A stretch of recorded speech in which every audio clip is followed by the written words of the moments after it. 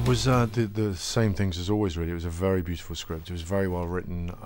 I found it very moving without being sort of sentimental, and I was a fan of Scott Hicks. You know, I'd loved Cheyenne and thought he was the perfect choice to direct this movie.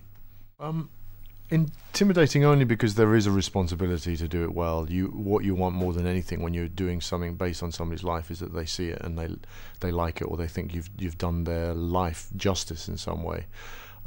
I didn't actually meet Simon Carr until right near the end. I didn't want to. It was suggested to me to go and meet him before we started filming, but I didn't want his sort of physical presence in my head, and I just felt I needed to be free to interpret it. I'd read his memoir, I read the script, and I felt that was enough for me to be getting on with.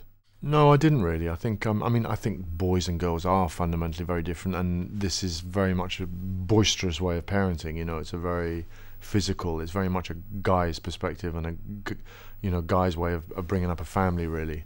But I actually drew a lot on my own experience as a parent. That's one of the things that I think I responded when I read the script. I felt it was very real, and I've been in lots of situations with my girls when they were young that were similar in some ways, so it was kind of one of the reasons I wanted to do the film.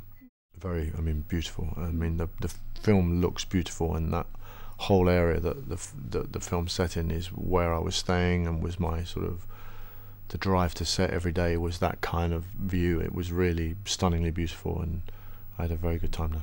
Yeah, it was huge. The first meeting with Scott Hicks was find a great kid, and that's a massive step towards making a good film. They looked at literally hundreds and hundreds of kids all over Australia, and then he rang me and said, I've just seen somebody extraordinary, and he sent me all the tapes, and this kid walked in and sort of really stood out from everybody else. There were some very cute, very charming kids that read for the part and would have been very lovely, but people would have liked in the movie, but he was the real thing. He came in with this very strong attitude. He was literally 6, so he was very sort of raw and immediate and a real character, and you just knew that if you could capture that in the movie, it would help enormously.